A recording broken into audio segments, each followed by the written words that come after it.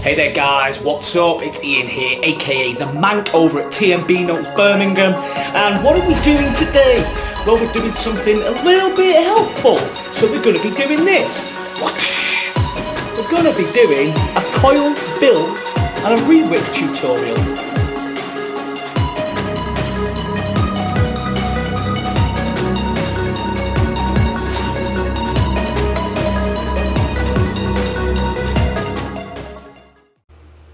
So as just explained, this is going to be a little helpful tutorial to help you get started on using either an RDA or an RTA with a pre-built coil. Now we're using the Wotofo tri-core fused Claptons here today just for demonstration purposes. We do also have the Wotofo build kit in there as well, and like I say, this is just a helpful little video to show newbies really, or somebody that wants some other technical information on how to put a pre-built coil into an RDA and then potentially wick it properly. So let's get down low and let's get started. So guys, what we're going to need for this? Well, first of all, you're going to need yourself a decent build kit. This one is from Wotofo, as you can see there. Sorry, it's probably upside down. So you've got a Wotofo build kit in here. And what you'll be using for this is your ceramic tweezers. You'll be using your coil diameter length, or whatever you want to call it. Your precision screwdriver if you're going to need it, and your scissors basically, and that's all that's technically needed. You're going to obviously need to use some cotton. We've got IV UK premium cotton here that we stock here. Also, you're going to need your pre-made coils. Now the pre-made coils that we've got are the Wotofo 0.17 tri-core fused Clapton just for this demonstration. And then obviously your RDA of choice. Now the RDA that I've got that I like to use on my device here, which is my custom mechanical mod, is the Kali V2, which is a postless deck. So easier install, to be fair with you. Some of the times if you've got posts, this will work exactly the same way. So this is just how I would do this with this RDA. Other RDAs are going to differ. You're going to need different ID coils for different RDAs, and you're going to need to place them slightly different. But this is how we do it. Now I've got the little screws on the outside already undone. So first thing that we need to do, get our coils out, which I will show you now. Whoops-a-daisy. We obviously need two. So these are the coils that we have here. I don't know if you can see them. They're actually not bad, and we do stock these here at TMB as well as, like I say, the build case, everything that I'm technically using, apart from the device itself. We do usually recommend that you, when you're building your coils, you're not using a mechanical device like me. I've been vaping for quite a few years, so this is just the norm. We would recommend you would do it on a normal regulated device. Now you'd need to check as well before you start. Some of these coils will ohm out very, very low, and you might find that your atomizer may say that it's short. Now the easiest way to compensate for it is instead of installing two coils, say as like this, you would install one coil. You would go through your process, take that coil out, pop that coil in, and then do the same process. Then once you've popped in both coils again, you should receive the ohms that you needed in the first place. It's just a little handy tip where I've found I've used regulated devices in the past and my RDA won't fire, only because the resistance of the coils was far too low. Now we don't have to worry about that on a mechanical device because we're punching quite a lot of power through it. So what I tend to like to do first is check the diameter of my coils by sticking them onto the coil rod. And I can already tell if you're a beginner, you've got 4 different stages. And up at the top here, you will see that it tells you, see that? So it tells you 2.5, 3, 3.5, and oh, actually it's 2.5, 3, 3.5 millimeter.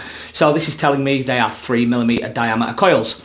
Now, with some RDAs or RTAs, what you'll do is you'll end up with a coil cutting tool. So you can put it up against the posts on your RDA and it'll tell you exactly the leg length that you need to cut these down. Now, if you don't have that and you want to do it via this method, then the best way to do it, like I said, is like this. Run them up, keep your fingers on. Then what I would tend to do is hold onto your coils by keeping these flat. Now, you don't want to take off too much leg to start off with, because you can always take more off, you can't put more back on.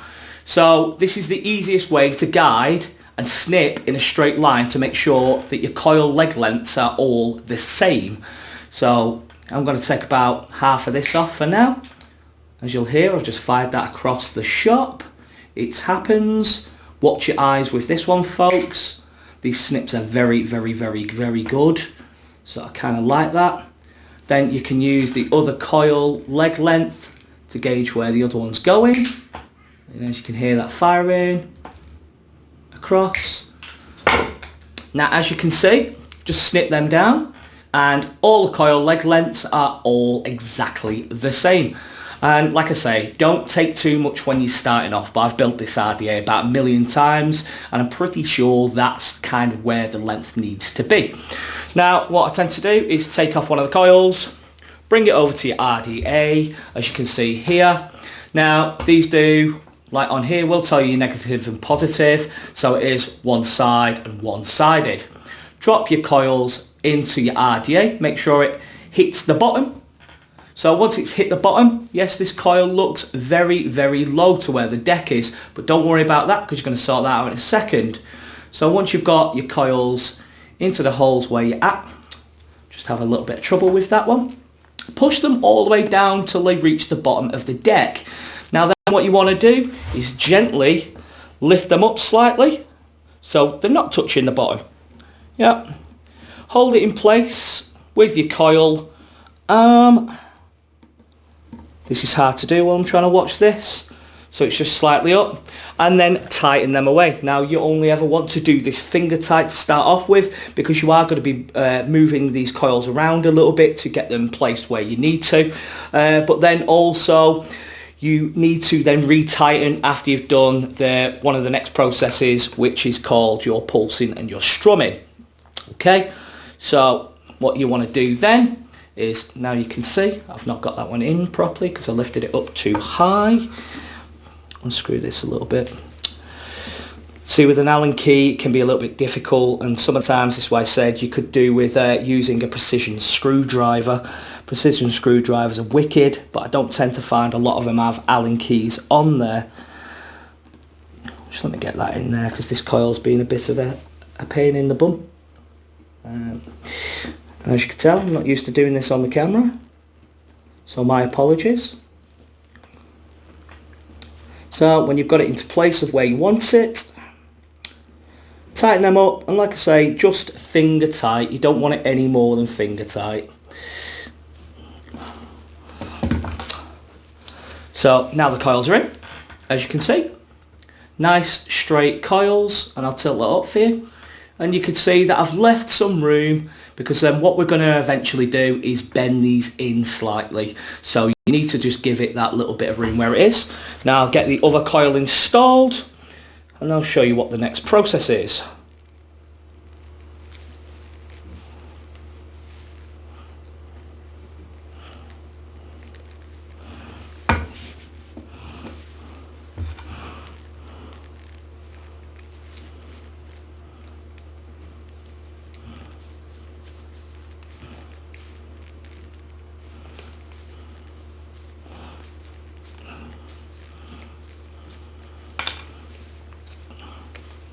Let me just bend that up a bit.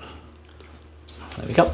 So that is now both coils in, and as you can see, they are both equal in height. I always point my finger over to the top just to make sure. Now what you want to do is you want to use your coil tool, and then you want to bend these in. And why do you want to bend them in? So you're getting the under airflow of the deck underneath your coil. That's where your flavour's going to come from. But what you don't want them doing is you don't want them touching together. So you can give these a little bit of a wiggle around and a little bit of movement, just so you can get them where you want them. Now I'm a bit fussy and a bit of a perfectionist, so it takes me a little bit longer for what I'm doing, but please bear with me. So once they're at the same height and you've bent them in, they will now look like this. So see how now they are now bent in to each other. They're practically the same height, apart from this one just needs a little bit of a wiggle up so I can see straight through it. But apart from that, they are bang smack in the middle. They are not touching each other at all. You're going to get great under airflow from that. And then all we need to do then is put a battery in and start pulsing it. What do I mean by pulsing? It just means gently pulsing the coils just to get them slightly glowing, to check for hot spots. I'm using a 30T battery here.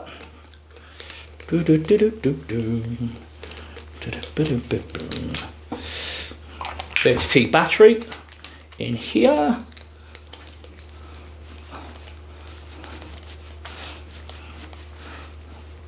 Now what I'm going to do is I'm going to get my ceramic tweezers out, so that's the time for them.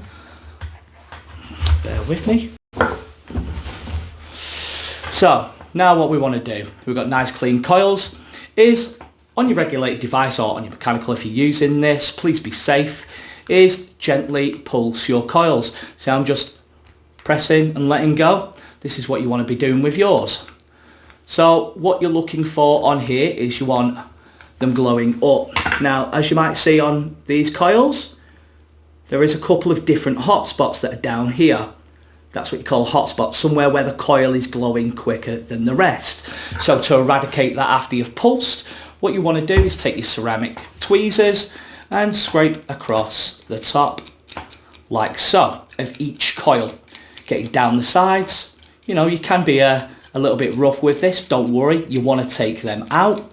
So after a couple of scrapes across the coil, give them another glow, check for your hot spots. So yeah, there's a hot spot around the side here that's glowing up far too quickly. Let's get rid of that by a scrape. And give it a scrape around the side here as well. I tend to sometimes like to get my tweezers on the inside. Just give it a little wiggle on the inside of the coil as well, just to make sure. Now let's double check again. Yep.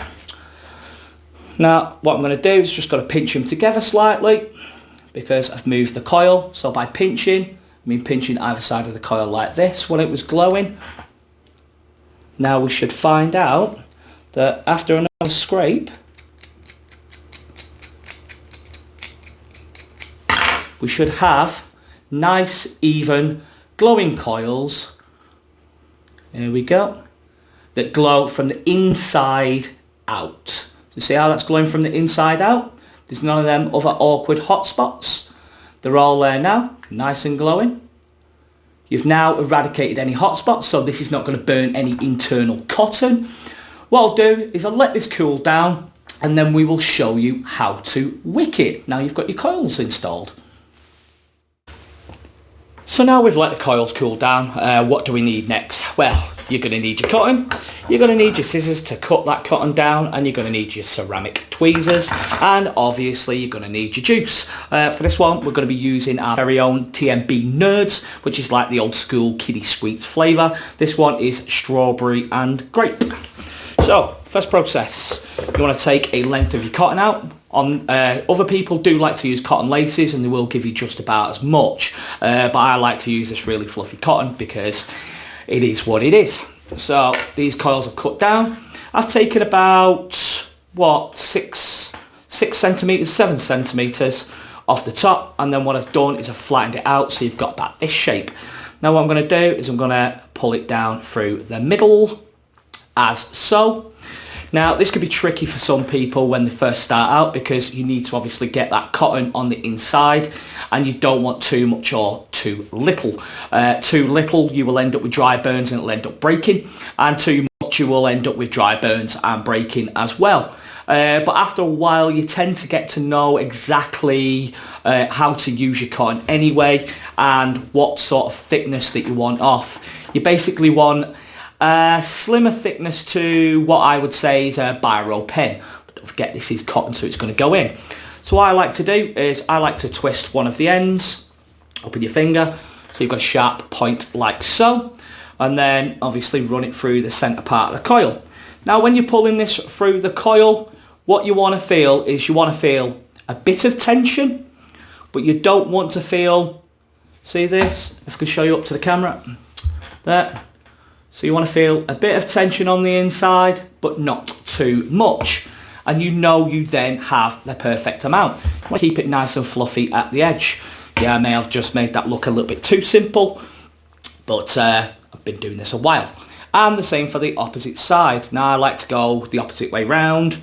Don't ask me why, but it just happens. So gently pull that through. Now if you're finding that you're tugging that through and the coil is moving, you need to take a little strand off your cotton, retwist it and pull it back through again. If you find it's just going all the way through, you've not got enough cotton and you'll have to start again.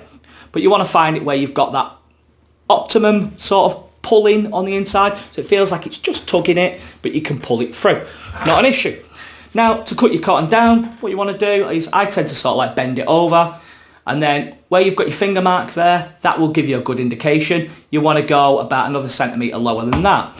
So you want about 2-3 centimetres off the edge. So it sits over the edge like so, see that? Just over the build deck. And the same for the opposite side. Now the reason for this, the same as your coil legs, excuse me, you can always take some more off, but you can't put it back on again. Now, we tend to say with RTAs, if you're doing this sort of build for an RTA, you really want to what we call feathering out the edges of your cotton. So by that, I pop my thumb underneath, and all you're doing is you're scraping just the top of your thumb over the cotton like this to take out the knots. It basically thins down the cotton so it's easier for the juice to run up into the coil itself. And you only want to do a little bit. Now, if your cotton's this fluffy, you see as that, some people like to give it a bit of an undercoil as well because you've only combed it at the top. So we'll do the same to both sides, but I tend to find that this works because I'm flattening out the cotton as I'm working it. Just give it a little scrape over the top. Don't be too vigorous with it because you'll end up pulling it out and you'll end up with a looking mess like this. Pull your cotton together, and I tend to like to always give my trim to a point like so. Just easier to go into the juice well. Snip off that excess bit so it's nice and neat.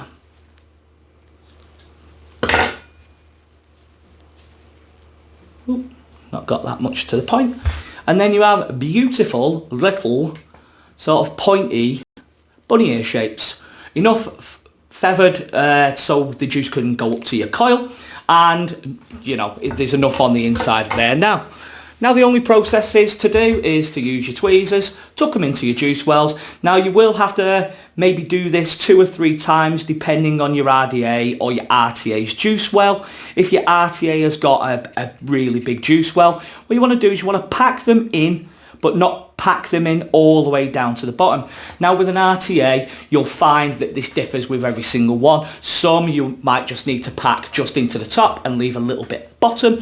Some of the times you'll just have to pack it all the way in, obviously because that's where you've got your juice intake, so that's a little bit more important on that one.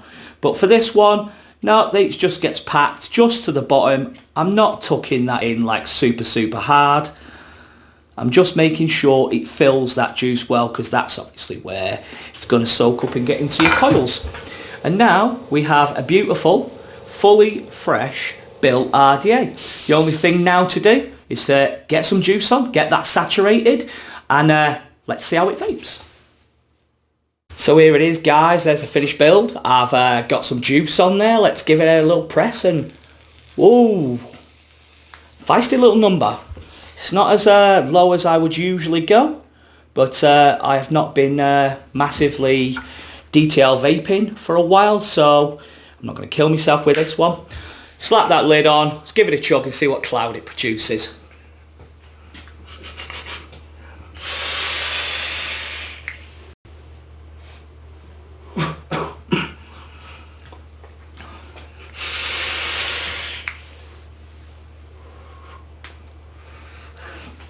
Nice, big, thick, tasty, dense clouds, no dry hits, perfect build. Now, I really hope that you enjoyed this video. I hope that it is helped you out just that little bit along your rebuilding journey. If there's any questions that you ever need to ask me, please feel free or drop it in the comments, or if there's something that you'd have done different to tell somebody else. But as always, I really appreciate you watching. So Ian, Mankman, tmbnotes, Birmingham, peace out.